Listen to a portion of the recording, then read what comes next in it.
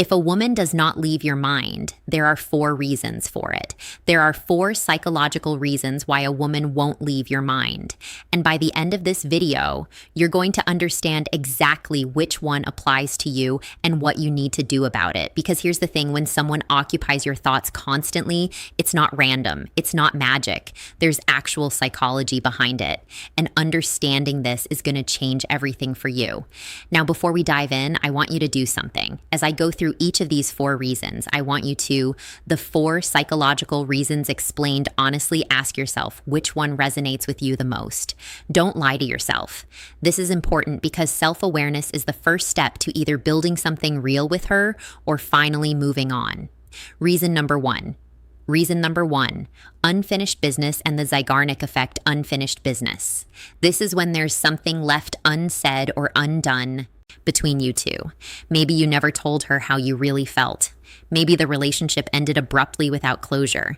Maybe there was a moment where you could have made a move, but you didn't. And now your brain is stuck in this loop, replaying that moment over and over again, asking, what if? Here's what's happening in your mind. Your brain hates incomplete stories. It's called the Zeigarnik effect. We remember unfinished tasks better than completed ones. So when there's no closure, no clear ending, your mind keeps that file open. It keeps working on it in the background like a computer program that never shuts down. Let me give you an example. Let's say you and her had this amazing connection. You talked for hours. The chemistry was undeniable, but then life got in the way. Maybe distance, maybe timing, maybe fear, and you never actually went for it. Now she's in your head constantly because your brain is trying to solve this puzzle. It's asking, could we have been something? Should I reach out? Is it too late? So what do you do about this? You have 2 options. Option 1, you reach out. You get that closure. You tell her what you needed to say. You take that shot you wish you'd taken. And yes, she might reject you, but at least you'll know. At least the story will have an ending, and your brain can finally close that file. Option 2, you consciously give yourself closure. You accept that some chapters end without a neat conclusion. You write the ending yourself in your mind. You say, that was then, this is now, I'm moving forward. And you mean it.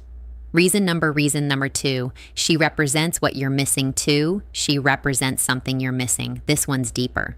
Sometimes a woman stays in your mind not because of who she actually is, but because of what she represents. Maybe she made you feel confident when you usually feel insecure. Maybe she was spontaneous when your life feels boring. Maybe she was nurturing when you've been dealing with everything alone. Your brain isn't necessarily obsessing over her as a person. It's obsessing over the feeling she gave you, the version of yourself you became when you were around her. And now that she's gone, you've lost access to that feeling, and you want it back.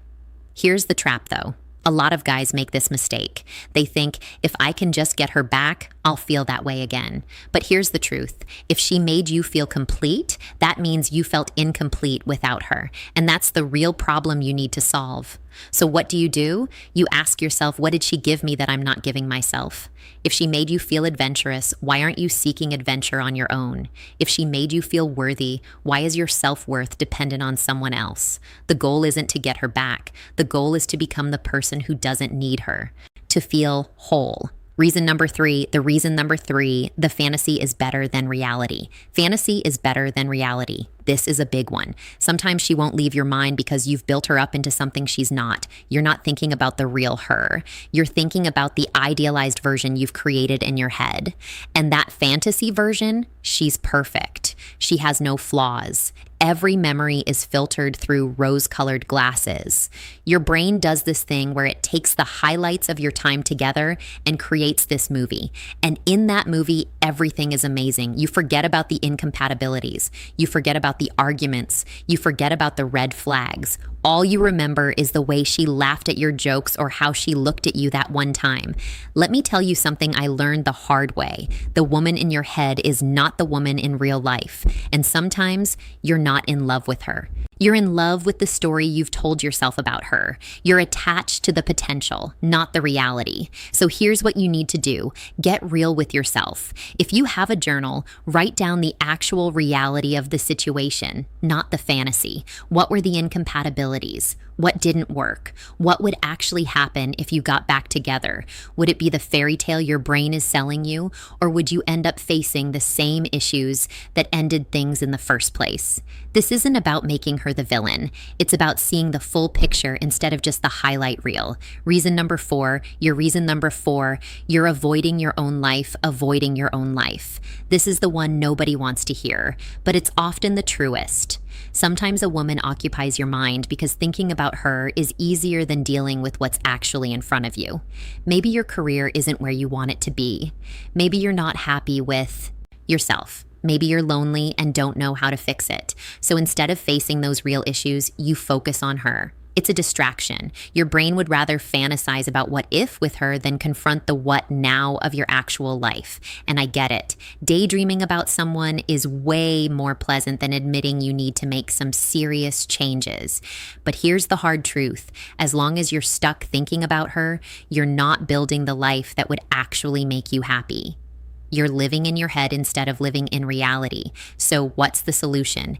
Get busy building a life you don't want to escape from. Start working on that project you've been putting off. Hit the gym. Build your social circle. Pursue your goals with obsession. Not to impress her, not to make her jealous, but because you deserve to live a life that excites you. And here's what's interesting. When you do this, one of two things happens. Either she stops occupying your mind because you're genuinely fulfilled, or she comes back into your life and you realize you've outgrown what you thought you wanted. So which one is it for you? Be honest with yourself. Is it unfinished business? Is she representing something you're missing in yourself? Are you in love with a fantasy, or are you avoiding your real life? Here's my challenge to you. Leave a comment below and tell me which reason resonates with you most. You don't have to share details. Just say reason 1, reason 2, reason 3, or reason 4. This isn't just for me, it's for you. Because naming it is the first step to dealing with it. And remember this, whether you end up with her or not, the real work is always internal. It's about becoming the kind of person who doesn't get stuck, the kind of person who can feel deeply but also move forward, the kind of person who builds a life so compelling that no one person can derail it. That's true power. That's true freedom. If this video helped you, hit that like button. Subscribe if you want more real talk about relationships and personal growth. And if you want to go even deeper, I've got a free training where I break down the psychology of attraction and how description. Now go out there and handle your business. Stop living in your head. Start living in your life. I'll see you in the next